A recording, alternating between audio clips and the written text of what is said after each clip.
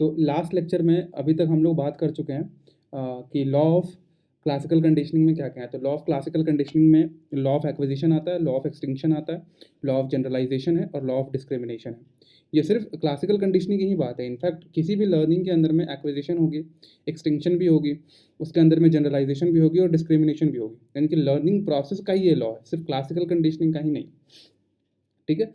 तो last lecture के अंदर में हमने बात करा था लॉ ऑफ एक्विजिशन के बारे में पूरे डिटेल के अंदर में। फिर हमने फैक्टर्स भी देखा था, फिर उसके अंदर में हमने टेम्पोरल अरेंजमेंट भी ढेर सारा देखा था। ठीक, अब हम बात करेंगे लॉ ऑफ एक्सटिंक्शन के बारे में। ठीक है। तो लॉ ऑफ एक्सटिंक्शन से पहले आप ये पूरा ग्राफ छोड़ो, आप बस इस ग्राफ का इतना बस पे आप ध्यान दो। तो अगर आप ग्राफ के सिर्फ इस पार्ट को ध्यान दोगे तो आपको इससे मिलता जुलता ग्राफ पहले भी मैं आपको दिखा चुका हूँ। जैसे कि ज़रा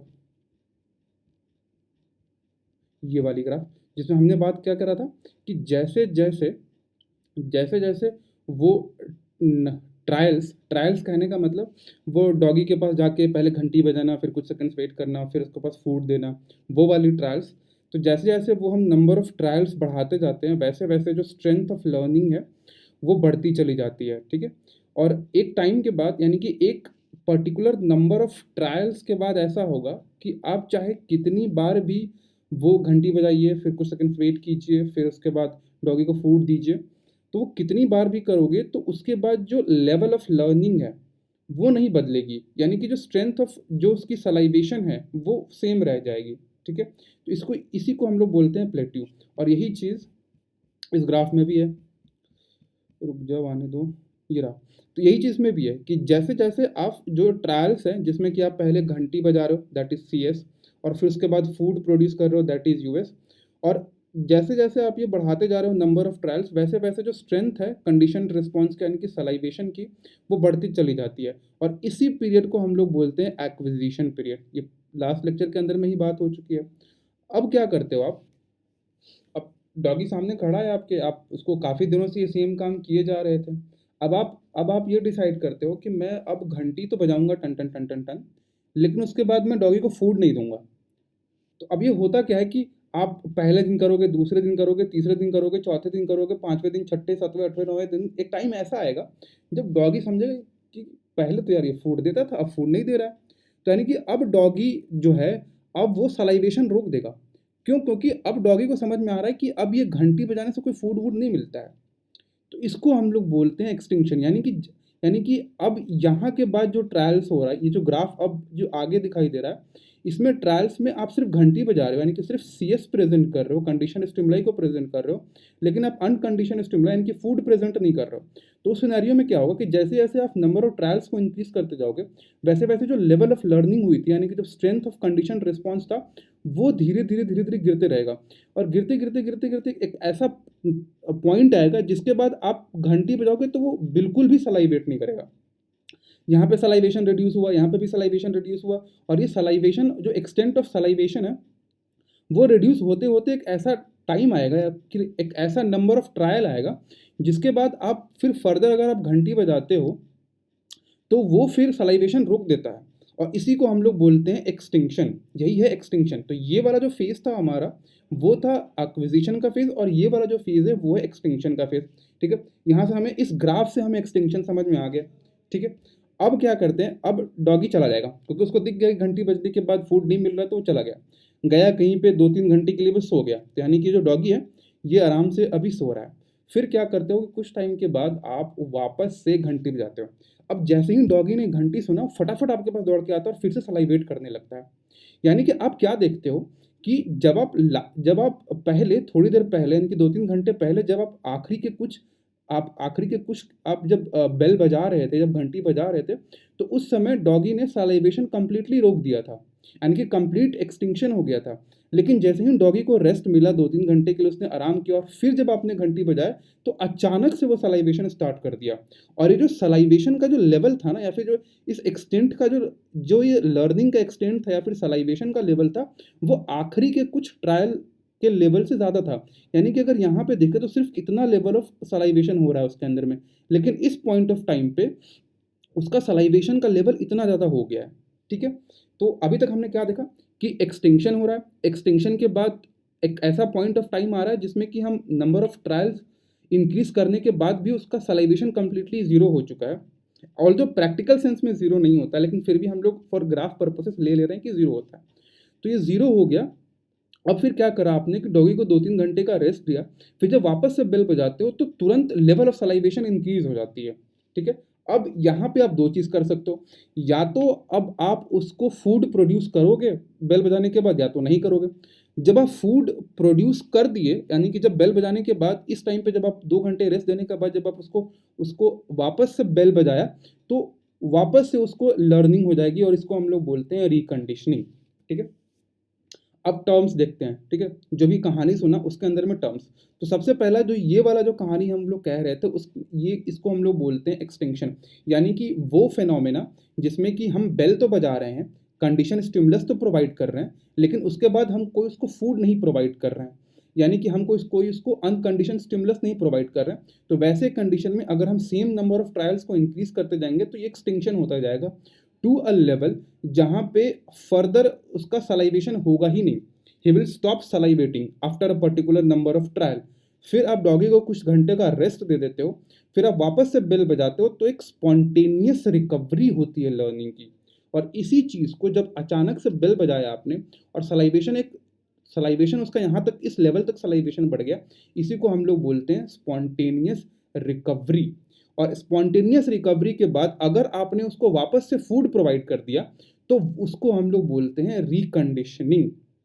ठीक है। तो ये एक्विजिशन, फिर एक्सटिंक्शन। जब CS और US को साथ में दे रहे थे, फिर एक्सटिंक्शन जब CS को अकेले दे रहे हैं, फिर हमने कुछ देर के लिए एनिमल को रेस्ट पे छोड़ा, फिर हमने अचानक से बेल बजाया, तो उसको होती है स्पॉन्टेनियस रिकवरी। इसको कहते हैं स्पॉन्टेनियस रिकवरी। और उसके बाद अगर उसको फूड मिल जाती है तो वो रिकंडीशनिंग होती है। और रिकंडीशनिंग में भी वापस से स्ट्रेंथ गेन हो रही है। यहाँ तक देखो, जो स्ट्रेंथ ऑफ CR थी, स्ट्रेंथ ऑफ लर्निंग जिसको आप कह सकते हैं, वो इस लेवल पे है, और यहाँ पे भी इस लेवल पे है। लेकिन जितना नंबर ऑफ ट्रायल्स उसको इस लेवल तक पहुँचने में लगेगा वो ज़्यादा होगा इस पॉइंट पे, जब इनिशियली एक्विजिशन होती है, जब एक्विजिशन की जब स्टार्टिंग फेज में होता है, यानी कि जब ट्रायल्स इनिशियल फेज में होते हैं, तो उसमें जितना टाइम लगता है, फिर जितना नंबर ऑफ ट्रायल्स लगेगा, उससे कम ट्रायल लगेगा यहाँ पे जब आप रिकंडीशनिंग करेंगे। तो ये बहुत जल्दी इस स्ट्रेंथ ऑफ लर्निंग को अक्वायर कर लेता है जब आप स्पॉन्टेनियस रिकवरी के बाद जब आप रिकंडीशनिंग कराते हैं, यानी कि स्पॉन्टेनियस रिकवरी के बाद जब आप उसको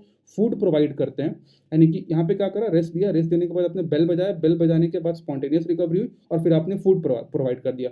तो विद इन फ्यू ट्रायल्स, 2 से 3 ट्रायल में ही लेवल ऑफ लर्निंग वापस से यहाँ पे हो जाता है। अब आप इसका रियल लाइफ एग्जांपल लेंगे कि कई चीज़ कि आपने क्या करा होगा कि जब आपने प्रिपरेशन स्टार्ट करा होगा तो कुछ आपने बहुत शुरू के महीने में पढ़ा होगा, प्रोबेबली पॉलिटी। फिर कई महीनों तक आपने उस पॉलिटी को कई महीनों तक आपने पॉलिटी पढ़ा होगा, फिर उसके बाद पॉलिटी को छोड़ दिया होगा। फिर धीरे धीरे धीरे धीरे धीरे धीरे, ऑल्दो एक्सटिंक्शन एंड फॉरगेटिंग अलग चीज़ होती है, बट थोड़ी देर के लिए मान लीजिए कि फिर आप भूलने लगे। फिर जैसे ही आप थोड़ा सा पढ़ा, फिर वापस से आपने रिवाइज करा, तो रिकंडीशनिंग फास्टर होती है। यानी कि सेकेंड रिवीजन और थर्ड रिवीजन जो होता है वो बहुत फास्टर। आप सेकेंड रिवीजन और थर्ड रिवीजन करने में जो आपका टाइम लगता है सेम मटेरियल को लर्न करने में, वो टाइम धीरे धीरे कम होते रहता है। तो ये एक रियल लाइफ एग्जांपल है। ठीक है। ठीक है। ठीक है। अब तो यानी कि हमने यहाँ पे क्या क्या बात करा, हमने एक्सटिंक्शन के बारे में बात करा, हमने रिकंडीशनिंग के बारे में बात करा, और फिर हमने स्पॉन्टेनियस रिकवरी के बारे में बात करा। अब मान लेते हैं कि यहाँ पे जब एनिमल को रेस्ट मिली थी, फिर से कहानी शुरू करते हैं कि यहाँ से हमने क्या करा कि लर्निंग की एक्विजिशन हो चुकी है। अब हम बेल बजा रहे हैं, सिर्फ बेल बजा रहे हैं, फूड नहीं दे रहे, यानी कि CS अलोन है, कंडीशन स्टिमुलस अलोन है। तो वैसे सिनेरियो में धीरे धीरे एक्सटिंक्शन होती जाएगी। एक ऐसा पॉइंट आएगा जहाँ पे बेल बजाने से सलाइवेशन कंप्लीटली रोक देगा डॉगी। फिर उसको 2-3 घंटे का हम रेस्ट देते हैं, और फिर रेस्ट देने के बाद फिर से बेल बजाया तो स्पॉन्टेनियस रिकवरी होगी। और इस बार हम क्या कर रहे हैं कि स्पॉन्टेनियस रिकवरी होने के बाद फूड नहीं प्रोवाइड कर रहे हैं, वापस से हम फूड नहीं प्रोवाइड कर रहे हैं। तब क्या होगा, तब वापस से इसका एक्सटिंक्शन स्टार्ट होगा, सेम ग्राफ बनेगी। अब इसके लिए नीचे आ जाते हैं। आपने क्या करा, एक्सटिंक्शन हुआ, और फिर यहाँ पे कंप्लीटली उसने सलाइवेशन रोक दिया। फिर एनिमल को रेस्ट मिला 2-3 घंटे का। अब इस रेस्ट के बाद क्या होता है कि आप वापस से बेल बजाते हो, और फिर लेवल ऑफ लर्निंग इस लेवल तक चली जाती है। इसको बोलते हैं हम लोग स्पॉन्टेनियस रिकवरी। फिर मान लीजिए कि यहाँ पे आपने बेल बजाया, स्पॉन्टेनियस रिकवरी हुई, लेकिन आपने फिर से फूड प्रोवाइड नहीं किया, तो फिर से एक्सटिंक्शन स्टार्ट हो जाएगा। सिर्फ आप बेल बजा रहे हो, फूड नहीं प्रोवाइड कर रहे हो, बेल बजा रहे हो, फूड नहीं प्रोवाइड कर रहे हो, तो फिर से एक्सटिंक्शन होगा। फिर आप एनिमल को रेस्ट दे देते हो 2-3 घंटे के बाद, फिर वापस से आप हल्का सा बेल बजाओगे तो फिर स्पॉन्टेनियस रिकवरी होगी। लेकिन इस बार जो स्पॉन्टेनियस रिकवरी में जो लेवल ऑफ लर्निंग होगी वो लास्ट स्पॉन्टेनियस रिकवरी के लेवल ऑफ लर्निंग से काफ़ी कम होगी, और ये धीरे धीरे हमेशा कम होते रहेगा टू एन एक्सटेंट जहाँ पे स्पॉन्टेनियस रिकवरी ही खत्म हो जाए। आप समझ रहे हो इस चीज़ को? यानी कि आपने सिर्फ CS प्रोवाइड करा, कि सिर्फ आप बेल बजा रहे हो, एक्सटिंक्शन होती जा रही है, एनिमल को रेस्ट दिया, फिर आपने बेल बजाया, स्पॉन्टेनियस रिकवरी, फिर आपने सिर्फ बेल ही बजाया, आपने फूड प्रोवाइड नहीं किया, फिर से एक्सटिंक्शन होता जाएगा, फिर आप रेस्ट दोगे, फिर से बेल बजाओगे तो स्पॉन्टेनियस रिकवरी, लेकिन इस बार का स्पॉन्टेनियस रिकवरी लास्ट बार के स्पॉन्टेनियस रिकवरी से कम होगा। फिर आप बेल ही बजा रहे हो, आप उसको नहीं दे रहे हो, फूड नहीं दे रहे हो, फिर से एक्सटिंक्शन होता जाएगा, फिर आप एनिमल को रेस्ट देते हो, फिर स्पॉन्टेनियस रिकवरी होगी, लेकिन इस बार का spontaneous recovery last spontaneous recovery से भी कम होगी। और ऐसा करते करते एक ऐसा ट्रायल आएगा जिसके बाद इवन आफ्टर जब आप उसको 2-3 घंटे का रेस्ट देने के बाद भी जब आप बेल बजाओगे तो उसका सलाइवेशन कंप्लीटली खत्म हो जाएगा। तो ये हो गया, हमने पूरी कहानी समझ लिया। यानी कि हमने यहाँ पे अभी क्या सीखा, तो लॉ ऑफ एक्सटिंक्शन के अंदर में हमने देखा कि एक्सटिंक्शन होता कैसे है, ठीक है। फिर हमने देखा कि रिकंडीशनिंग क्या होता है, फिर हमने देखा कि स्पॉन्टेनियस रिकवरी क्या होती है, और फिर हमने ये देखा कि जब हम सिर्फ बेल बजाए जा रहे हैं और फूड बिल्कुल ही देना बंद कर दिया हमने कंप्लीटली, तो धीरे धीरे जो स्पॉन्टेनियस रिकवरी होती थी वो भी खत्म हो जाएगी, ठीक है। और इसमें एक चीज़ ये भी है कि जितना ज़्यादा आप ये रेस्ट प्रोवाइड करोगे डॉगी को, उतना फास्टर और उतना अच्छा स्पॉन्टेनियस रिकवरी होती है। More rest time needed for again spontaneous recovery.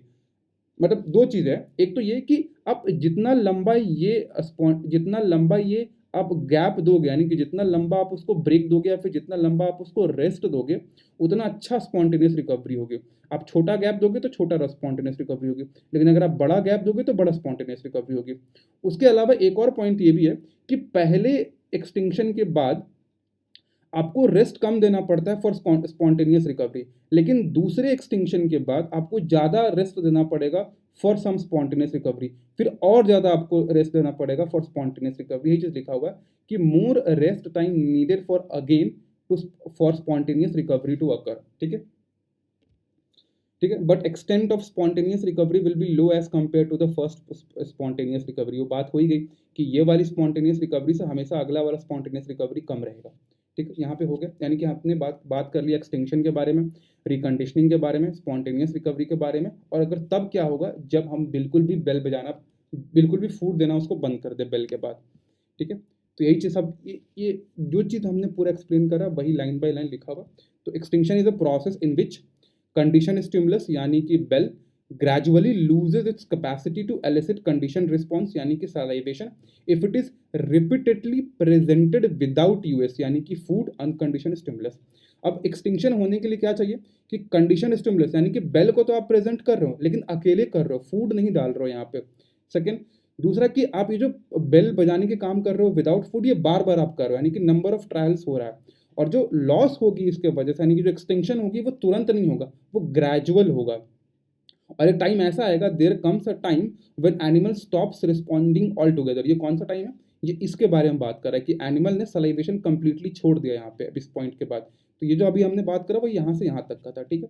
आगे देखते हैं इसमें होता क्या है इसके टाइम, जो CS है यानी कि बेल जो है condition stimulus loses over time its ability to elicit condition response यानी कि salivation when it is no longer paired with US यानी कि अनकंडीशन स्टिमुलस यानी कि फूड। तो अगर आपसे कोई कहे कि एक्सटिंक्शन का डेफिनेशन दो तो आप ये भी लिख सकते हो। अब ऐसा नहीं कि एक्सटिंक्शन का डेफिनेशन आपको ये वाली हूबहू रटने की जरूरत नहीं, आप समझ लो और अपने शब्दों में लिख दो, क्योंकि ऐसा जितना बड़ा डेफिनेशन है नहीं साइकोलॉजी के अंदर में ये चीज़, ठीक है, समझने की चीज़ है ये, ठीक है। Following extinction if the animal is provided some rest, जो हम रेस्ट दे रहे थे, देन प्रेजेंटेड CS अगेन यानी कि बेल फिर वापस से बजा रहे हो, the response elicited is stronger than what was evident in the last few extinction trials and this is called spontaneous recovery. अब ये लाइन क्या है कह रहा है ये भी वापस से देख लेते हैं। ये लाइन वही कह रहा है जो हमने बोला था कि जब स्पॉन्टेनियस रिकवरी में जो स्ट्रेंथ ऑफ लर्निंग होती है वो लास्ट कुछ लर्निंग के स्ट्रेंथ से ज़्यादा होता है, ये वही चीज़ बोल रहा है। अब स्पॉन्टेनियस रिकवरी के फीचर्स क्या है कि इट अकर्स आफ्टर एक्सटिंक्शन, ठीक है, एक्सटिंक्शन के बाद ही होगा, और दूसरा सफिशिएंट रेस्ट के बाद ही होगा, तीसरा कि CS यानी कि bell is presented again after the rest interval, ठीक है, और strength of the conditioned response is stronger than what was seen in the last few extinction trials, वही चीज, strength of conditioned response is more than what we see in the last few trials of the extinction, ठीक है। तो यहाँ तक तो clear होगा, ये सब पूरा पाठक सर का कंटेंट, ठीक है। ये सेम चीज लिखा हुआ है कि अमाउंट ऑफ एसआर यानी कि कितना स्पॉन्टेनियस रिकवरी होगा वो डिपेंड करता है कि आप उसको कितना टाइम तक रेस्ट दे रहे हैं। तो amount of spontaneous recovery depends on the duration of the time lapsed after the extinction section, यानी कि अब जितना ज़्यादा आप उसको रेस्ट दोगे आफ्टर एक्सटिंक्शन उतना अच्छा उसका स्पॉन्टेनियस रिकवरी होता है, यही चीज़ है, ठीक है। रिकंडीशनिंग के बारे में बात कर लिया कि जब rapid recovery of condition response यानी कि rapid recovery of the salivation after extinction has taken place when CS-US pairing is done again, यानी कि जब स्पॉन्टेनियस रिकवरी हो जाती है आपके बेल बजाने के बाद और उसके बाद अगर उसको फूड प्रोवाइड कर देते हो तो with in few trials level of learning बिल्कुल उतनी हो जाती है जितनी कि पहले हुआ करती थी। इसको हम लोग बोलते हैं रिकंडीशनिंग, ठीक है। ठीक है, तो यहाँ से एक चीज़ रिकंडीशनिंग से एक चीज़ हम लोगों को समझ में आ रही है, वो क्या है, ग्राफ के पास वापस से आते हैं। अगर आप ध्यान दो तो इस लेवल ऑफ लर्निंग तक पहुंचने के लिए, इस स्ट्रेंथ ऑफ कंडीशन रिस्पॉन्स को पहुंचने के लिए हमको इतना सारा ट्रायल लगा है। देख रहे हो, जब बिल्कुल यानी कि इस पॉइंट ऑफ टाइम पे यानी कि इस नंबर ऑफ ट्रायल पे डॉगी को बिल्कुल भी नहीं पता था कि बेल बजाने से हमको सलाइवेट करेंगे तो फूड मिलेगा। डॉगी को बिल्कुल नहीं पता नहीं है, यानी कि डॉगी के केस में association between bell and food बिल्कुल नहीं हुआ इस पॉइंट पे, और इस पॉइंट पे कंप्लीट एसोसिएशन हो चुका है बेल एंड फूड का, और इस पॉइंट से इस पॉइंट तक पहुंचने में हमको इतना ज़्यादा नंबर ऑफ ट्रायल्स लगा है। लेकिन यहाँ पे हमने बात करा कि सिंस हमको नंबर ऑफ ट्रायल्स बहुत कम लगने वाला है सेम लेवल ऑफ लर्निंग तक पहुंचने के लिए, यानी कि इसका मतलब क्या है कि कंप्लीट लॉस ऑफ इंफॉर्मेशन नहीं हुई थी, यानी कि पहली लर्निंग के बाद जो हमने अक्वायर करा था और फिर वो कंप्लीटली ख़त्म हो जाता है। लेकिन यहाँ पे इस ग्राफ को ये देख के लगता है कि जो यहाँ पे लर्निंग हमने अक्वायर करा है वो कंप्लीटली ख़त्म हो चुका है, लेकिन रिकंडीशनिंग इस चीज़ को हाईलाइट करता है कि शायद कंप्लीट लॉस ऑफ इंफॉर्मेशन नहीं हुआ था। डॉगी को अभी भी पता था कि बेल बजाने के बाद शायद फूड मिल सकता है, लेकिन वो कंप्लीटली रोक दिया था इस चीज़ को करने के लिए क्योंकि वो फ्रस्ट्रेट हो गया था प्रोबेबली, ठीक है। और इसी चीज़ को जैसे ही उसको फूड मिलता है स्पॉन्टेनियस रिकवरी के बाद वो तुरंत उस चीज़ को अक्वायर कर लेता, तुरंत वो लर्निंग अक्वायर कर लेता। ये चीज़ हाईलाइट करता है कि कंप्लीट लॉस ऑफ इंफॉर्मेशन नहीं हुई थी एक्सटिंक्शन के दौरान पे, ठीक है। ये चीज़ यहाँ पे लिखा हुआ है कि reconditioning confirms that only response inhibition, यानी कि डॉगी ने सलाइवेशन करना खुद से बंद कर दिया था, ऐसा नहीं था कि डॉगी को पता नहीं था, उसने बस बंद कर दिया था, had taken place following extinction and there was no permanent elimination of the acquired response। यानी कि कहने का इस लाइन का ये मतलब है कि इस रिकंडीशनिंग से हमें ये पता चलता है कि शायद कंप्लीट लॉस ऑफ इंफॉर्मेशन नहीं हुआ था, यानी कि परमानेंट एलिमिनेशन नहीं हुआ था। अब यहाँ पे दो टर्म है जो बार बार कंफ्यूज करेगा, जब आप लर्निंग पढ़ेंगे तो आप एक्सटिंक्शन पढ़ेंगे टर्म का, और जब आप मेमोरी पढ़ोगे तो टर्म आएगा फॉरगेटिंग। तो एक्सटिंक्शन में भी लॉस ऑफ एक्सटिंक्शन में भी क्या होता है कि आप जो लर्निंग है वो भूल जा रहे हो, और फॉरगेटिंग में भी क्या होती है कि जो इन्फॉर्मेशन आपने याद करा था वो निकल जा रही है। तो दोनों में फ़र्क क्या है? फ़र्क ये है कि फॉरगेटिंग हमेशा होगा, फॉरगेटिंग के लिए आप कोई एफर्ट नहीं लगाते हो कि हमको भूलना है। आप कोई भी चीज़ मटेरियल याद कर रहे हो तो उसको आप डेलिबरेटली भूलने की कोशिश नहीं करते हो, लेकिन एक्सटिंक्शन के केस में डेलिबरेट अटेम्प्ट मारा जाता है ताकि वो एक्सटिंक्शन हो। For example in the case of dog, experimenter deliberate attempt कर रहा है ताकि डॉग जो है वो सलाइवेशन खत्म कर दे, यानी कि लेवल ऑफ एक्सटिंक्शन हो जाए, यानी कि एक्सटिंक्शन हो। लेकिन फॉरगेटिंग नेचुरल है, वो खुद ही से हो रहा, कोई डेलिबरेट अटेम्प्ट नहीं करा जा रहा। तो दोनों के बीच में ये फ़र्क है कि एक्सटिंक्शन और फॉरगेटिंग के बीच में क्या फ़र्क है, क्योंकि लर्निंग वाले चैप्टर में आप एक्सटिंक्शन पढ़ोगे और जो मेमोरी वाली चैप्टर आएगी तो उसमें आप लोग फॉरगेटिंग के बारे में पढ़ोगे, ठीक है। तो ये हो गया पूरा का पूरा जो दूसरा लॉ था हमारे पास एक्सटिंक्शन वो।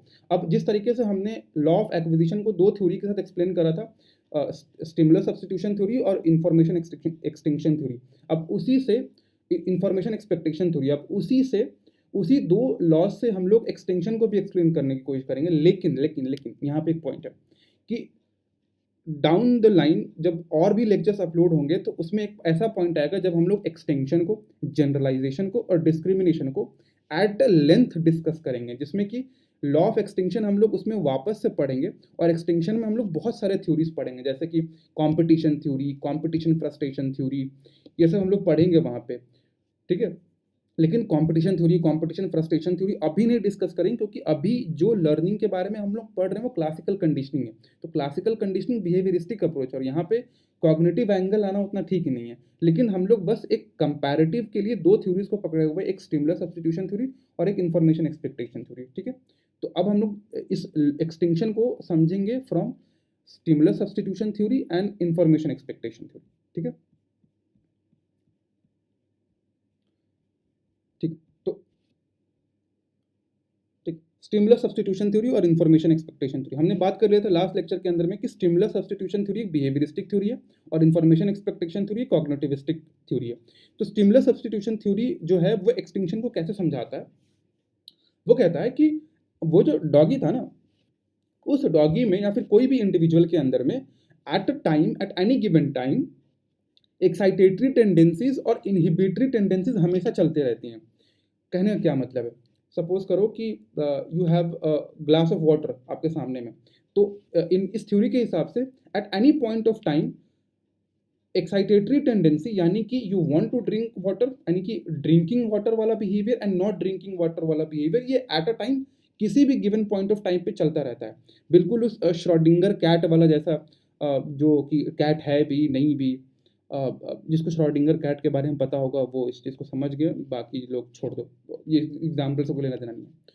तो स्टिमुलस सब्स्टिट्यूशन थ्योरी क्या बोलती है कि एट एनी गिवन टाइम किसी भी बिहेवियर के लिए एक्साइटेटरी टेंडेंसीज एग्जिस्ट करती हैं और इनहिबिटरी टेंडेंसीज एग्जिस्ट करती हैं, यानी कि किसी भी बिहेवियर को, किसी भी बिहेवियर के लिए एक करने वाला बिहेवियर और एक ना करने वाला behaviour at the same time में एग्जिस्ट करता है।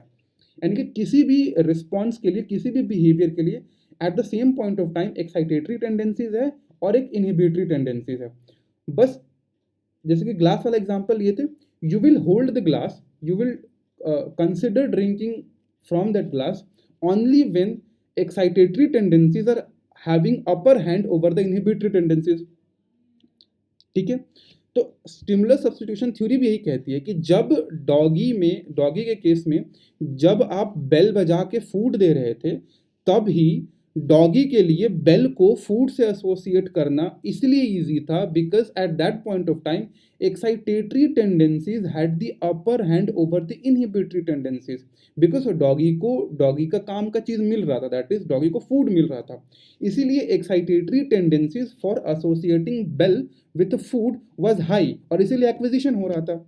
लेकिन जब आप बेल के बाद फूड देना बंद कर दिया आपने, तो उस पॉइंट ऑफ टाइम पे इनहिबिटरी टेंडेंसीज ने अपर हैंड ले लिया as compare to excitatory tendencies, और इसीलिए एक्सटिंक्शन होने लगी। और फिर ये लोग बोलते हैं कि जब आपने डॉगी को 2 घंटे के लिए छोड़ दिया रेस्ट करने के लिए, तो डॉगी के बीच में जो इनहिबिटरी टेंडेंसीज ने अभी तक अपर हैंड लिया था, वो रेस्ट के बाद वो कम होने लगा, एकदम पैरेलल टू एक्साइटेटरी टेंडेंसीज आने लगा, यानी कि रेस्ट के बाद एक्साइटेटरी टेंडेंसीज और इनहिबिटरी टेंडेंसीज एकदम नॉर्मल हो गया। और डॉगी जैसे ही आप बेल बजाते हो, तो वापस से रेस्ट के बाद जो एक्साइटेटरी टेंडेंसीज होती हैं वो फिर हाई हो जाती हैं as compare to inhibitory tendencies, और इसीलिए स्पॉन्टेनियस रिकवरी में वो एक ग्रेटर लेवल ऑफ लर्निंग को दिखाता है।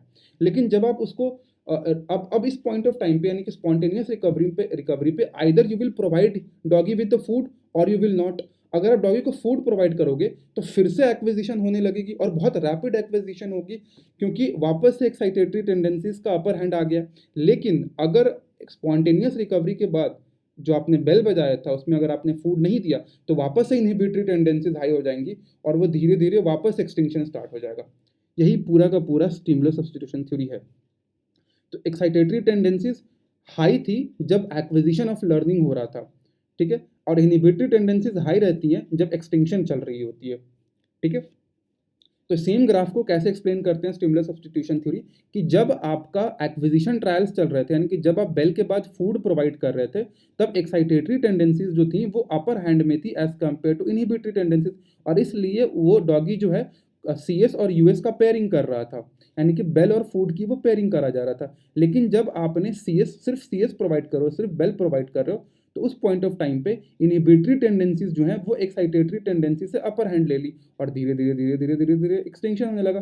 फिर जब आपने रेस्ट दिया तो जो इनहिबिटरी टेंडेंसीज हुई वो वीक हो गई क्योंकि उसको रेस्ट मिला है। इसीलिए कहा जाता है कि time is the best healer. ठीक है, तो जैसे ही आपने उसको रेस्ट दिया, उसको उसकी जो इनहिबिटरी टेंडेंसीज जो हाई हो गई थी उसको आराम मिला और वो वीक हो गया। और जैसे ही उसको वापस से बेल मिलती है तो फिर से उसकी एक्साइटेटरी टेंडेंसीज जो होती है वो ओवर पावर कर देती है इनहिबिटरी टेंडेंसीज को। लेकिन अगर आप स्पॉन्टेनियस रिकवरी के बाद जब फूड नहीं प्रोवाइड करोगे तो वापस ये ग्राफ बनेगी और आफ्टर मल्टीपल ट्रायल्स एक ऐसा पॉइंट आएगा कि इनहिबिटरी टेंडेंसी जो होगी वो कंप्लीटली ओवर पावर कर देगी एक्साइटेटरी टेंडेंसी से। और उसके बाद आप चाहे कितना भी बेल बजा लो, अगर आप कितना भी बेल बजा लो सिर्फ बेल के साथ, तो वो सलाइवेट नहीं करेगा क्योंकि उसकी लर्निंग खत्म हो चुकी होगी। ठीक है, ठीक है चीज को।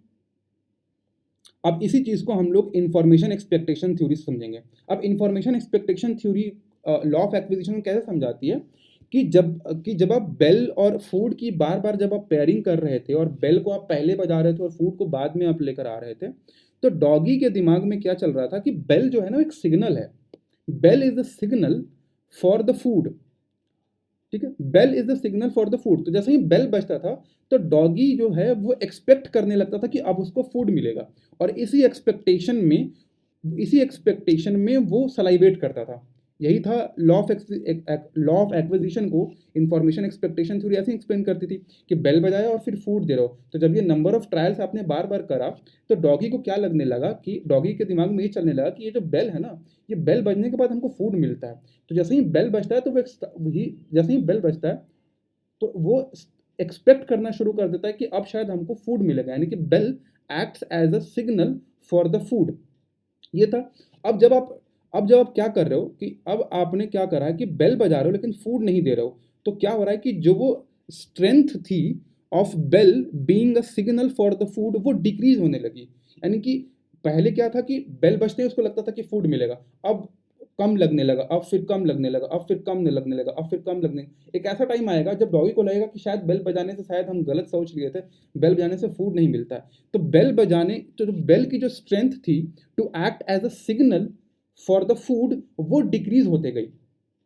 फिर आपने रेस्ट दिया, तो रेस्ट देने के बाद जब वापस से बेल बजी तो डॉगी के अंदर में वापस से वो एक्सपेक्टेशन पैदा हुई कि शायद हो सकता है कि इस बार हमको वापस से फूड मिल जाए, इसीलिए वो सलाइवेट करना स्टार्ट कर देता है। लेकिन जब आप उसको वापस से नहीं देते हो, फिर वापस से नहीं देते हो, तो एक ऐसा टाइम आता है कि जो बेल ने जो एक स्ट्रेंथ बना लिया था अपना कि bell was acting as a signal for the food, वो कंप्लीटली खत्म हो जाता है और डॉगी कंप्लीटली सलाइवेट करना बंद कर देता है, आप चाहे उसको कितना भी बेल बजाओ। That is it.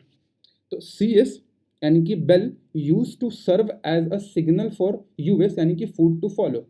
Now when CS is presented यानी कि bell is presented alone for number of the trials, it no longer convinces the organism that food US यानी कि food shall follow. So salivation response यानी कि conditioned response which was given in anticipation of the US यानी कि food is no longer given. अब animal को आपने rest provide कर दिया। अब रेस्ट से क्या होता है कि जो नेगेटिव एक्सपेक्टेशन थी वो कम हो जाती है और डॉगी फिर से एक्सपेक्ट करने लगता है कि शायद इस बार बेल बजा तो फूड मिले। In such a scenario when again bell CS was provided spontaneous jump in expectation, यानी कि उसकी जैसे ही आप रेस्ट के बाद जैसे ही उसका आप बेल बजाते हो तो उसकी एक्सपेक्टेशन फिर हाई हो जाती है कि शायद मेरे को फूड मिलेगा और वो सलाइवेशन शुरू कर देता है। इसी को बोलते हैं spontaneous recovery. But if it is repeated again and again without any introduction of the US यानी कि food, animal ultimately loses all hope and expectation of the US यानी कि food and thus ultimately stops responding to the CS यानी कि bell, यानी कि इस situation को, यानी कि सेम फंडा को, सेम फेनोमेना ऑफ एक्सटिंक्शन को स्टिमुलस सब्स्टिट्यूशन थ्योरी भी एक तरीके से एक्सप्लेन करती है और इंफॉर्मेशन एक्सपेक्टेशन थ्योरी भी एक तरीके से एक्सप्लेन करती है। इसी फेनोमेना को हम कंपटीशन थ्योरी से भी समझेंगे जो कि बाद में, अभी नहीं। फिर हम इसी फेनोमेना को हम कंपटीशन फ्रस्ट्रेशन थ्योरी से भी समझेंगे जो कि बाद में हम लोग देखेंगे जब हम लोग एक्सटिंक्शन को, जनरलाइजेशन को और डिस्क्रिमिनेशन को बहुत डिटेल में देखेंगे। अभी के लिए बस इतना ही। तो ये हमारा खत्म हो गया।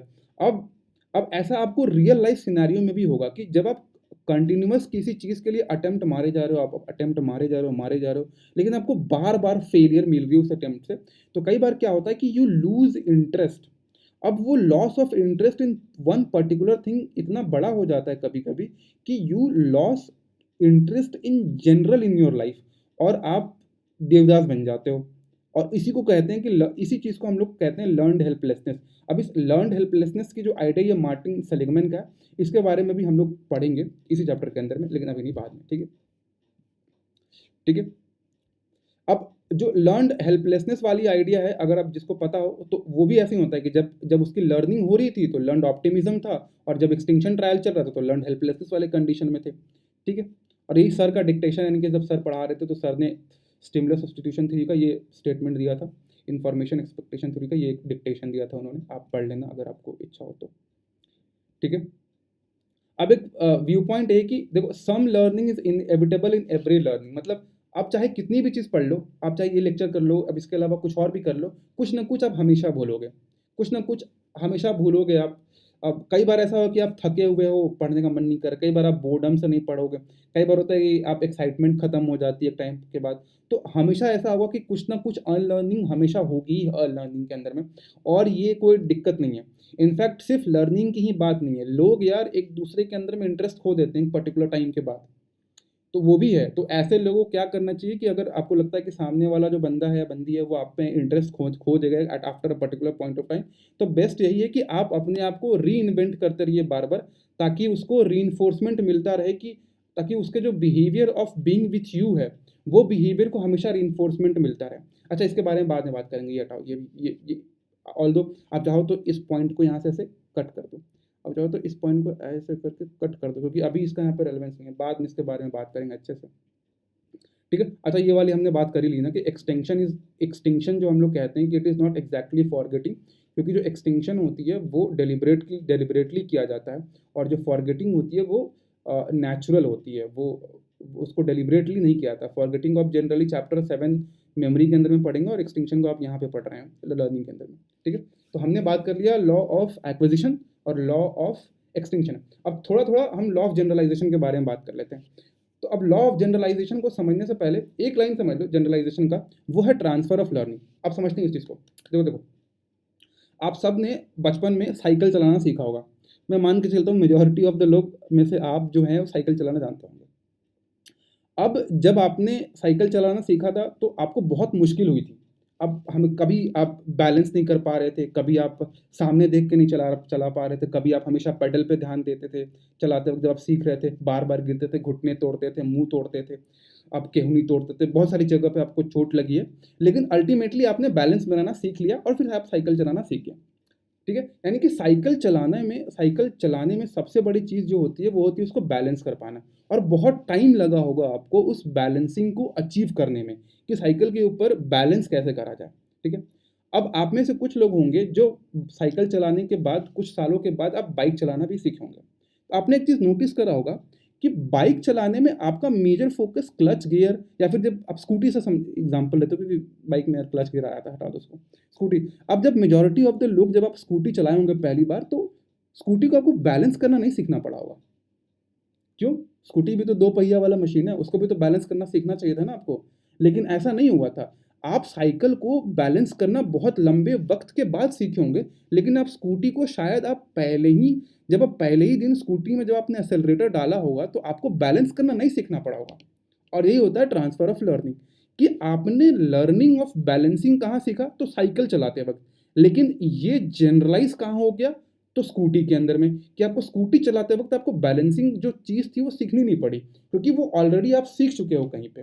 तो आपने क्या करा कि एक जगह पे आपने कोई चीज़ सीखा और आपका दूसरे जगह पे उस चीज़ का आपने इम्प्लीमेंटेशन करा। इसको बोलते हैं जनरलाइजेशन, ट्रांसफर ऑफ लर्निंग। ठीक है, अब ये तो हो गया जनरल, मतलब क्या होता है जनरलाइजेशन का। अब अगर क्लासिकल कंडीशनिंग के अंदर में क्या क्या मतलब होगा जनरलाइजेशन का, कि जैसे कि बेल जो होती है, अब बेल का जो लाउडनेस होती है, फिर बेल की जो लाउडनेस होती है उसको हम मेजर करते हैं डेसिबल्स के अंदर में। तो मान लीजिए कि जो हम लोग डॉगी की कहानी जो अभी तक लेके चल रहे हैं, उसमें जो बेल की जो डेसिबल थी वो 70 डेसिबल थी। मान लिया हमने कि हम जो उसको पेयरिंग करा रहे थे वो 70 डेसिबल का हम बेल लेके पेयरिंग करा रहे थे हमेशा। ठीक है, तो कहने का क्या मतलब है कि कि देखो बिहेवियरिस्टिक एक्सप्लेनेशन क्या होता है ना, कि बिहेवियरिस्ट जो है, जब हम लोग पहला चैप्टर पढ़ रहे थे तो उसमें हमने बात करा था कि बिहेवियरिस्ट जो है वो मशीन लर्निंग लेके चलते हैं, कि मशीन लर्निंग में क्या है, एक मशीन क्या करती है कि जो प्रोग्राम आप उस मशीन में डालोगे, जो कोड्स आप उस मशीन में डालोगे, जो कमांड आप उस मशीन में डालोगे, वो मशीन सिर्फ वही काम करेगा जो आपने कमांड दिया है। कहने का मतलब अगर आप स्विच को दबा रहे हो तो या तो लाइट ऑन होगी या तो लाइट ऑफ होगी, यही दो चीज़ हो सकती है। ऐसा नहीं हुआ कि लाइट बल्ब गिर जाएगा और नाचना शुरू कर देगा, ये चीज़ नहीं होगी, क्योंकि उसकी प्रोग्रामिंग ही ऐसी हो, क्योंकि वो मशीन है। बिहेवियरिस्ट हैं वो भी ऐसा ही लेके चलते हैं हर ऑर्गेनिज्म को। वो कहते हैं कि अगर हम कुत्ते को, उस डॉगी को 70 डेसिबल के बेल से, अब 70 डेसिबल के बेल से अगर हमने उसका क्लासिकल कंडीशनिंग कराया है तो वो सिर्फ 70 डेसिबल के ही बेल से सलाइवेट करना चाहिए। 60 डेसिबल का बेल होगा तो सलाइवेशन बिल्कुल नहीं होना चाहिए, 80 डेसिबल का बेल हो जाएगा तो सलाइवेशन बिल्कुल नहीं होना चाहिए। बट इन रियलिटी ऐसा नहीं होता। इन रियलिटी ये देखा गया है कि अगर आप 70 डेसिबल का बेल से जब आप उसको सलाइवेशन की बातें सिखा रहे हो डॉगी को, यानी कि 70 डेसिबल के बाद आप फूड दे रहे हो और फिर डॉगी उस 70 डेसिबल का बेल और फूड को आपस में एसोसिएट कर रहा है, लेकिन जब अगली बार जब 60 डेसिबल का बेल लेकर आओगे तो भी वो कुछ रिस्पॉन्स जनरेट करेगा, तो भी सलाइवेट करेगा। 50 डेसिबल का बेल लाके रिंग करोगे तो भी वो सलाइवेट करेगा। 80 डेसिबल का बेल लेकर आओगे तब भी सलाइवेट करेगा। लेकिन एक फर्क होगा कि ये जो डेसिबल है वो इस डेसिबल के लेवल से जितना दूर जाता जाएगा, सलाइवेशन का लेवल उतना कम होता चला जाएगा। यानी कि आपने उसको 70 डेसिबल का बेल से इतना लेवल ऑफ सलाइवेशन अगर वो कर रहा है, तो जितना आप इससे दूर जाते रहोगे उतना सलाइवेशन कम होते जाएगा। यानी कि जनरलाइजेशन का, यानी कि जो लेवल ऑफ जनरलाइजेशन है, यानी कि level of transfer of learning जो है वो उतना कम होता चला जाएगा जितना आप दूर चले जाओगे मेन फीचर से या फिर मेन चीज से। ठीक है, बिहेवियरिस्ट के हिसाब से ये होना चाहिए कि 70 डेसिबल का बेल से सलाइवेशन हो रहा है और इसके अलावा कोई भी डेसिबल का बेल लो, कोई सलाइवेशन नहीं होगा। ठीक है, लेकिन इन रियलिटी ये होता है, इसको हम लोग बोलते हैं मजनू का टीला। ठीक है, ये ठीक है। तो जनरलाइजेशन का अगर आप सिंपल सा डेफिनेशन देखो तो जनरलाइजेशन मतलब कि एक कंडीशनड रिस्पॉन्स, यानी कि salivation is elicited by a stimulus that resembles 70 decibel bell or that resembles conditioned stimulus but have never been paired with US। ठीक है, तो ये बेसिक डेफिनेशन होता है जनरलाइजेशन का। तो जनरलाइजेशन के अंदर में हमने पढ़ लिया कि मतलब क्या होता है जनरलाइजेशन का और ट्रांसफर ऑफ लर्निंग का। फिर हमने देखा कि बिहेवियरिस्टिक एंगल में जनरलाइजेशन होना ही नहीं चाहिए। बिहेवियरिस्ट के हिसाब से और क्लासिकल कंडीशनिंग जो है वो जनरलाइजेशन को एक्सप्लेन ही नहीं कर पानी चाहिए। बिहेवियरिस्ट के हिसाब से जनरलाइजेशन होना ही नहीं चाहिए। ठीक है, आपको समझ में कि मशीन क्यों चल रहा है, लेकिन जनरलाइजेशन होता है। और ये जो जनरलाइजेशन होता है वो इस चीज़ को जो कॉग्निटिव साइकोलॉजी वाले होंगे वो बहुत अच्छे से एक्सप्लेन करेंगे। बिहेवियरिस्ट के हिसाब से अगर जनरलाइजेशन हो रही है यानी कि कुछ गलती हुई है, कुछ गड़बड़ हुआ है, यानी कुछ एक्सपेरिमेंट में कुछ गड़बड़ हुआ है, इसलिए हो रहा है वो। ये बिहेवियरिस्टिक एंगल, यानी कि बिहेवियरिस्ट के हिसाब से जनरलाइजेशन होना ही चाहिए।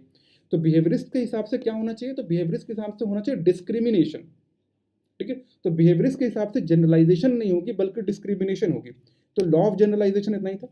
अब डिस्क्रिमिनेशन में क्या होता है कि अगर 70 डेसिबल का बेल से अगर आपको सिखाया गया है टू सलाइवेट, यानी कि डॉगी को क्या करा गया, 70 डेसिबल का बेल और फूड के बीच में एसोसिएशन कराया गया, तो अगर आप उसको 60 डेसिबल का बेल बजाओगे तो बिहेवियरिस्ट के हिसाब से क्या होना चाहिए कि बिहेवियरिस्ट के हिसाब से क्या होना चाहिए कि सलाइवेशन बिल्कुल नहीं होगा। बट इन रियलिटी होता है, यानी कि जनरलाइजेशन होता है। ठीक है, तो डिस्क्रिमिनेशन को बहुत अच्छे से बिहेवियरिस्ट एक्सप्लेन कर पाते हैं। ठीक है, तो डिस्क्रिमिनेशन का मतलब क्या होता है, सेलेक्टिव रिस्पॉन्डिंग। ठीक है, ability of an organism to give one type of response to one set of stimuli and no or other response to another set of stimuli। Example के तौर पे अगर 70 डेसिबल का बेल और फूड के बीच में पेयरिंग करी गई है तो अगर 60 डेसिबल का बेल, सॉरी अभी हमें दिमाग में अभी भी जनरलाइजेशन चल रहा है, सॉरी डिस्क्रिमिनेशन को बिल्कुल गलत तरीके से मैं समझा रहा हूँ। फिर से स्टार्ट करते हैं डिस्क्रिमिनेशन को। तो डिस्क्रिमिनेशन में होता क्या कि दो अलग अलग स्टिमुलाई है और दोनों को अलग अलग तरीके से पेयरिंग कराया गया है, तो दोनों को लेकर जो रिस्पॉन्स जनरेट होगा वो भी अलग अलग होगा।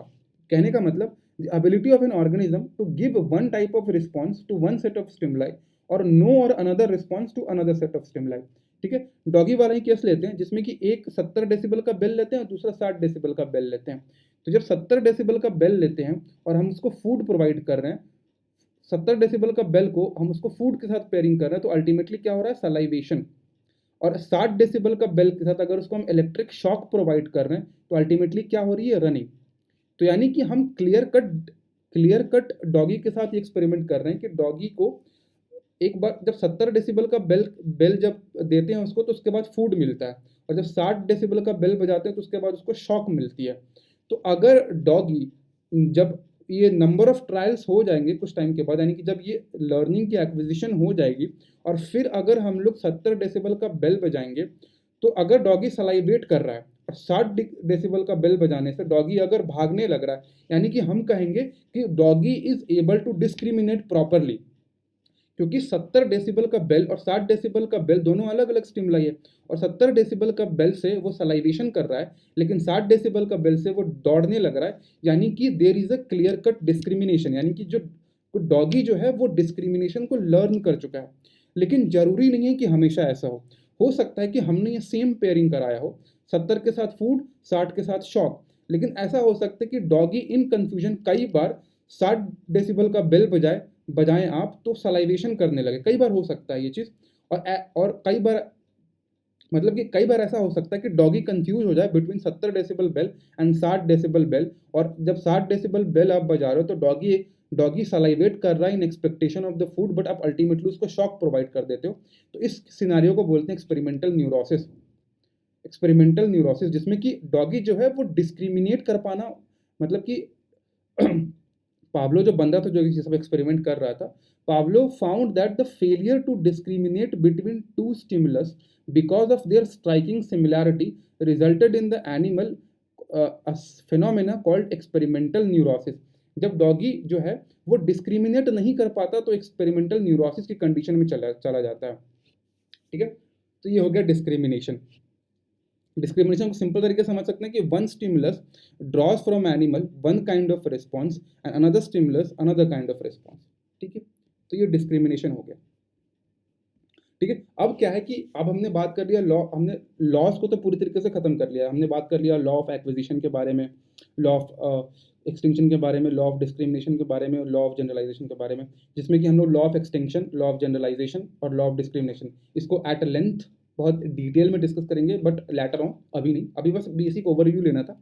ठीक है, अब क्या है कि अब हम लोग दो चीज़ देखेंगे। एक तो क्लासिकल कंडीशनिंग में दो और फेनोमेनस हैं जो कि क्लासिकल कंडीशनिंग से थोड़ा वैरी करते हैं, और एक exception to the classical conditioning है, that is condition taste aversion. इसको हम लोग देख लेते हैं। पहले हम लोग देखते हैं कि हायर ऑर्डर कंडीशनिंग और स्यूडो कंडीशनिंग क्या है। तो higher order conditioning and pseudo conditioning are two phenomenons which are in to some extent variations in classical conditioning. ठीक है, तो क्लासिकल कंडीशनिंग में हमने क्या देखा था, अब समझते हैं कि हायर ऑर्डर कंडीशनिंग क्या है। देखो, अब डॉगी वाला केस लेते हैं जिसमें हमने बेल बजाया और साथ बाद में फूड प्रोड्यूस करा। तो हुआ क्या कि बेल और फूड की वजह से दोनों के बीच में पेयरिंग हो गई और सलाइवेशन करने लगा, यानी कि बेल, सिर्फ बेल से वो सलाइवेट करने लगा। ठीक है, तो हो क्या रहा है कि अब सिर्फ हम बेल बजा रहे हैं तो वो सलाइवेट कर रहा है। ठीक है, तो ये हो गई ओरिजिनल कंडीशनिंग। अब हम क्या करते हैं कि अब हम क्या कर रहे हैं कि instead of using this food, अब हम लोग इस बेल का इस्तेमाल करेंगे।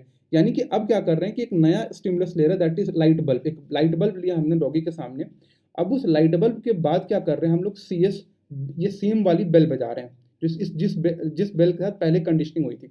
यानी कि अभी तक ये कंडीशनिंग हो गई, यानी कि अभी ये जो बेल जो है, यानी कि जो CS1 है, ये जो बेल है, it has acquired the capacity to elicit the response of salivation. ठीक है, अब क्या कर रहे हैं कि एक नया स्टिमुलस ले रहे हैं, दैट इज लाइट बल्ब, जिसको कि हम लोग ऑन ऑफ कर रहे हैं, लाइट जला रहे हैं।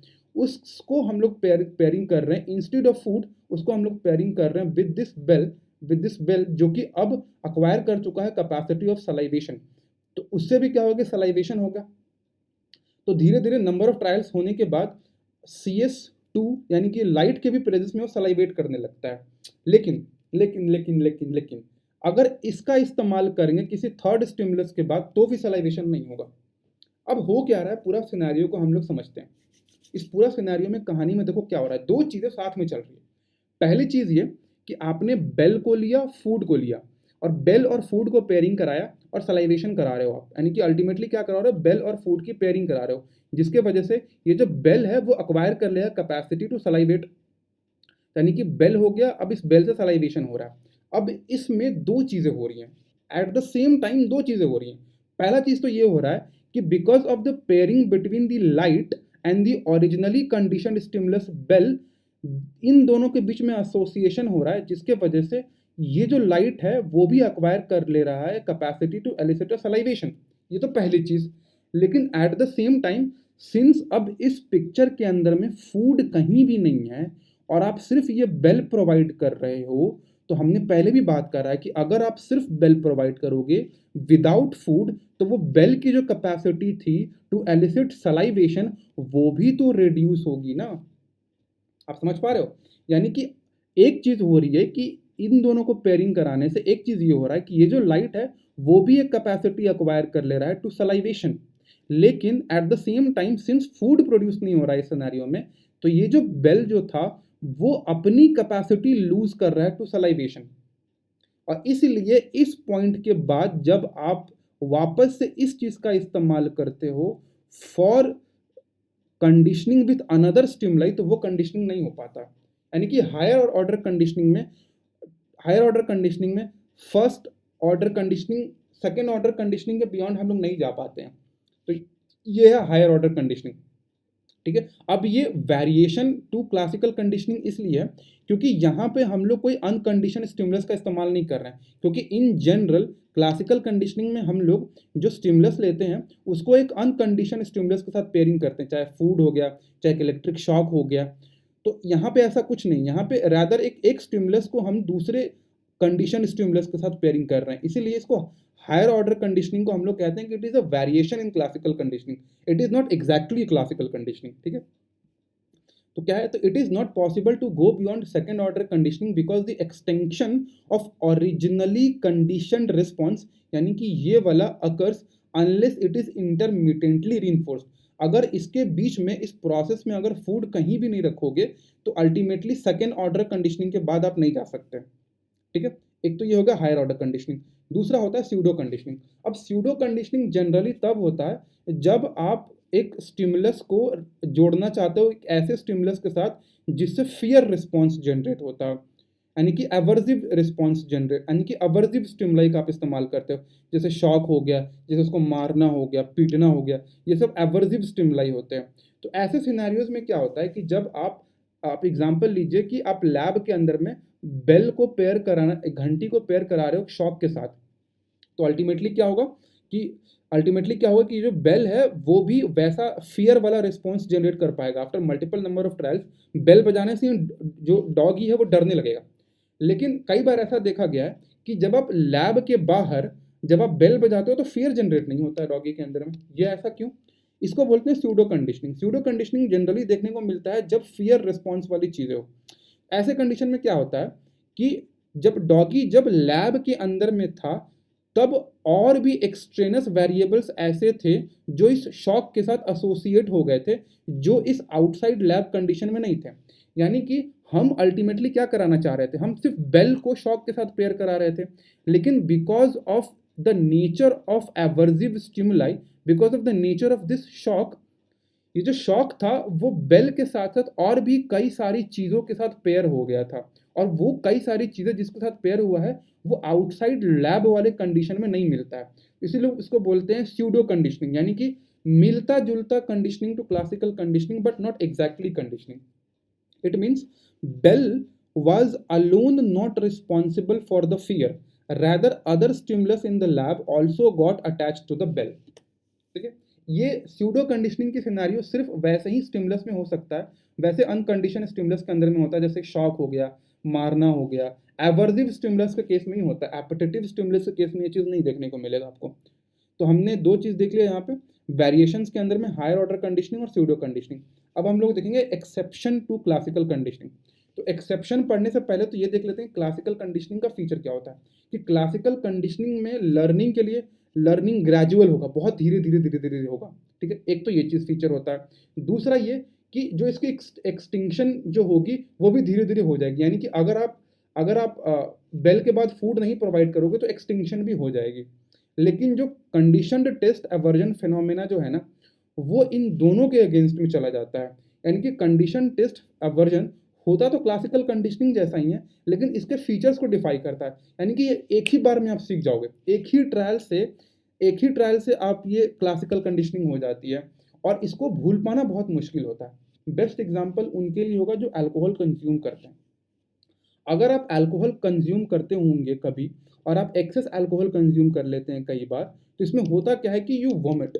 अब वॉमिटिंग के बाद ऐसा होता है कि वो मेमोरी इतनी दर्दनाक होती है, फिर उस पॉइंट ऑफ टाइम पे इतना पेन हो रहा होता है, इतना बुरा लग रहा होता है, इतना अजीब सा सिनेरियो हो रही होती है कि पूरा बॉडी इतना अजीब सा लगता है कि जैसे ही आप नेक्स्ट डे कभी भी अल्कोहल को नहीं पीना पसंद करोगे, क्योंकि आप उस ट्रॉमा से गुजर के, आप उसको पेन मिला है आपको। इसको बोलते हैं कंडीशन टेस्ट एवर्जन। एक ही बार, एक ही ट्रायल में आप सीख जाते हो कि भाई अल्कोहल ज़्यादा कंज्यूम करने से भाई मेरे को वोमिटिंग हो सकती है, तो नेक्स्ट टाइम से मैं कम पीऊंगा। इसको बोलते हैं कंडीशन टेस्ट एवर्जन। एक ही ट्रायल में हो जाएगा, और इसका जो लर्निंग का जो लेवल है वो बहुत लंबे समय तक मेंटेन रहता है। ठीक है। कई बार जैसे कि मेरे को एक बार सिनेरियो हुआ था मेरे साथ ऐसा कि बचपन में मैंने बहुत ज़्यादा गुलाब जामुन कंज्यूम कर लिया था, और उसके वजह से मेरे को बहुत बहुत भयानक वॉमिटिंग हुई थी। और उस वजह से आज तक ऐसा सिनेरियो बना हुआ कि मुझे गुलाब जामुन खाने से डर लगता है।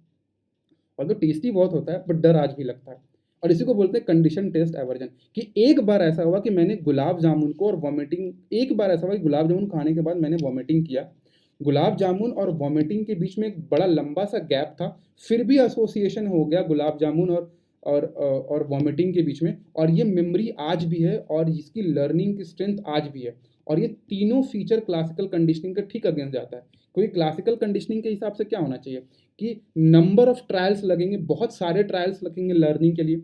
एक बार लर्निंग हो गई, और लर्निंग के बाद अगर आप फूड नहीं प्रोवाइड कर रहे हो, अनकंडीशन स्टिमुलस नहीं प्रोवाइड कर रहे हो, तो उसकी एक्सटिंक्शन भी हो जाएगी। और तीसरी चीज़, बेल और फूड वाला जो एग्जांपल लिया था उसमें, कि बेल और फूड में आप बहुत लंबा टाइम नहीं रख सकते, नहीं तो ट्रेस कंडीशनिंग वाला सिनेरियो आने लगता है। आप लंबा टाइम नहीं रख सकते।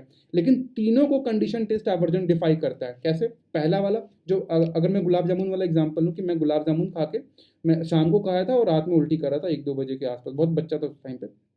तो देखो, गुलाब जामुन खा के उल्टी मैंने एक बार करा, बार बार तो नहीं करा। दूसरी चीज़, गुलाब जामुन खाने और उल्टी करने के बीच में बहुत लंबा सा फ़र्क था, ये भी क्लासिकल कंडीशनिंग के अगेंस्ट चला जाता है। और तीसरा, आज भी मुझे गुलाब जामुन खाने से डर लगता है, ये भी क्लासिकल कंडीशनिंग के अगेंस्ट है।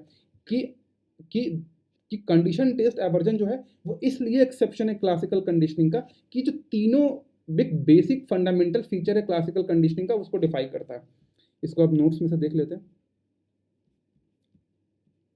Conditioned taste aversion, strong feeling of not liking something. ठीक है। अब इंस्टिंक्ट देखो, दो दो एक्सेप्शन होता है कंडीशनिंग के अंदर में, दो एक्सेप्शन होता है। एक क्लासिकल कंडीशन टेस्ट एवर्जन जो कि क्लासिकल कंडीशनिंग का एक्सेप्शन है, और इंस्टिंक्टिव ड्रिफ्ट जो कि आपका ऑपरेंट कंडीशनिंग का एक एक्सेप्शन है। इसके बारे में हम लोग अभी थोड़ा सा बात करेंगे, बाद में मतलब ऑल्दो हमने अभी करा नहीं है ना ऑपरेंट कंडीशनिंग, तो इसको समझने में मुश्किल होगी। लेकिन अभी थोड़ा सा हम लोग बात कर लेंगे। लेकिन अभी हमारा फोकस है कंडीशन टेस्ट एवर्जन पे, और ये वाला जो डब्बा है ये इसी का है, इंस्टिंक्टिव ड्रिफ्ट का है। लेकिन पहले हम लोग बात कर लेते हैं इसको, कंडीशन टेस्ट एवर्जन का ये लाइन रहा, टन टन टन टन टन, ये पहुंच गए हम लोग कि 3 प्रिंसिपल्स ऑफ क्लासिकल कंडीशनिंग का। एक ट्रायल में मतलब जो कंडीशन टेस्ट एवर्जन का 3 फीचर होता है, और तीनों फीचर क्लासिकल कंडीशनिंग के जस्ट अगेंस्ट में जाएगा। कंडीशन टेस्ट एवर्जन में आप एक ही बार में सीख जाओगे, कंसिडरेबल टाइम गैप रहेगा उसके बीच में, फिर भी आप सीख जाओगे। और बहुत रेजिस्टेंस होता है एक्सटेंशन का, फिर भी आपका क्लासिकल कंडीशनिंग हो जाएगा। फॉर एग्जाम्पल, जैसे मैंने गुलाब जामुन लिया तो यहाँ पे सर ने प्रॉन्स का एग्जाम्पल लिया था, कि मान लीजिए आपने प्रॉन्स लिया और आपको ऐसा फील हो रहा है कि यार हम वॉमिटिंग जैसा लग रहा है, या फिर शायद आप वॉमिटिंग कर भी देते हो, तो ये अन डिसलाइक वाला कंडीशन में आ जाओगे। तो आप नेक्स्ट टाइम से प्रॉन्स खाना बंद कर दोगे, क्योंकि जैसे ही आप प्रॉन्स देखोगे तो आपको वो सेम नोजिया और वॉमिटिंग जैसी अंदर से वो फील आएगी कि शायद मैं यार वॉमिटिंग कर दूंगा।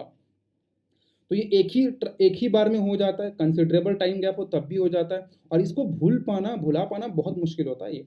जैसे कि मैंने यहाँ पे लिख भी रखा है, my fear and dislike of gulab jamun, ये भी कंडीशन टेस्ट एवर्जन है। ठीक है। इसको बोलते हैं वन टाइम लर्निंग। जो कंडीशन टेस्ट एवर्जन होता है उसको हम लोग बोलते हैं वन ट्रायल लर्निंग, और ये है एक्सेप्शन टू क्लासिकल कंडीशनिंग। अब जो एक्सेप्शन टू ऑपरेंट कंडीशनिंग जो है ना, उसको समझते हैं। थोड़ा सा आइडिया दे देता हूँ बस बाद में उधर उधर ऑपरेंट कंडीशनिंग वाला लेक्चर के अंदर में अच्छे से इसको डिटेल करेंगे कि डॉगी बार्क करता है, ठीक है, भौंकता है डॉगी।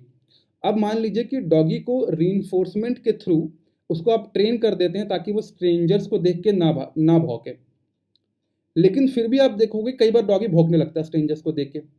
बात यह है कि डॉगी जो है वो बायोलॉजिकली प्रिपेयर्ड आया हुआ है टू बार्क।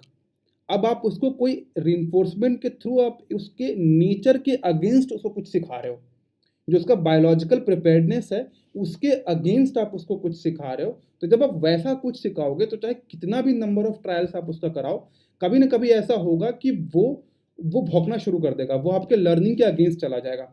इसी को हम लोग बोलते हैं इसी को हम लोग बोलते हैं इंस्टिंक्टिव ड्रिफ्ट। और ये भी ऑपरेंट कंडीशनिंग का एक्सेप्शन है ये, ठीक है। एक ये भी देख लो आप कि होता क्या है कि for some learnings you are biologically prepared. For example आप चलने के लिए, आप बोलने के लिए यू आर बायोलॉजिकली प्रिपेयर्ड, तो ऐसी चीज़ों में बहुत ज़्यादा एफर्ट नहीं लगाना पड़ता, आप बहुत जल्दी सीख जाते हो।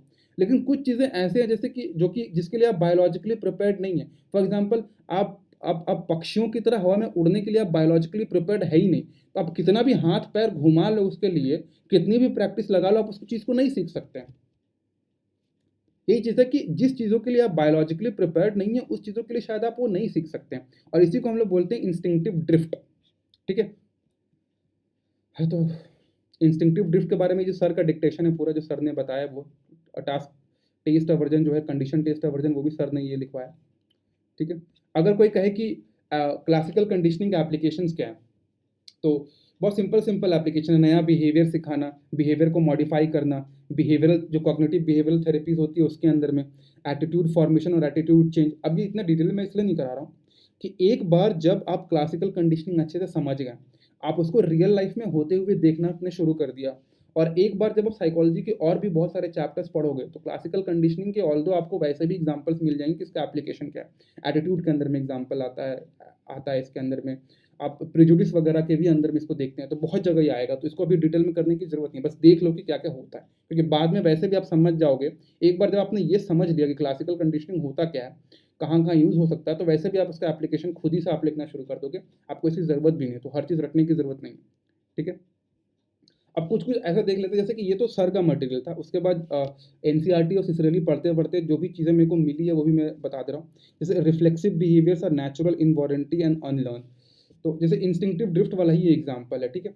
कई बार क्या होता है कि सलाइवेटिंग टू फूड एडवर्टीजमेंट्स, कई बार क्या होता है कि आप होर्डिंग के अंदर में, या फिर जैसे मेरे को क्या होता था कि कुछ टाइम पहले तक, एक साल पहले तक ऐसा होता कि जोमेटो और स्विगी के ढेर सारे एड्स आते थे, वो बिरयानी वाले, तो भाई मैं देखते ही मेरे को भी मुंह में पानी आने लगती थी।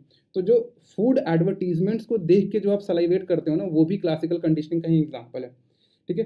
फोबियाज भी क्लासिकल कंडीशनिंग का एग्जाम्पल है। बेस्ट एग्जाम्पल आपको इसके लिए मिलेगा लिटिल एल्बर्ट का एक्सपेरिमेंट, जो कि वॉटसन साहब ने कराया, जो कि हम लोग पहले डिस्कस कर चुके हैं, ठीक है। फोबिया जो होता है क्लासिकल कंडीशनिंग के थ्रू अक्वायर होता है, और वाइकेरियस लर्निंग के थ्रू भी हो सकता है। आपको एग्जांपल देता हूँ मैं। आप में से कई लोग होंगे जो इस लेक्चर को देख रहे हैं, और कई लोग होंगे जो कि कॉकरोचेस से डरते होंगे, या फिर जो लिजर्ड से डरते होंगे। बट मेजॉरिटी ऑफ यू के लाइफ में ऐसा नहीं हुआ हो कि कॉकरोच ने आपको काटने की कोशिश की हो, या फिर लिजर्ड ने आपको काटने की कोशिश की हो, लेकिन आप फिर भी डरते हो।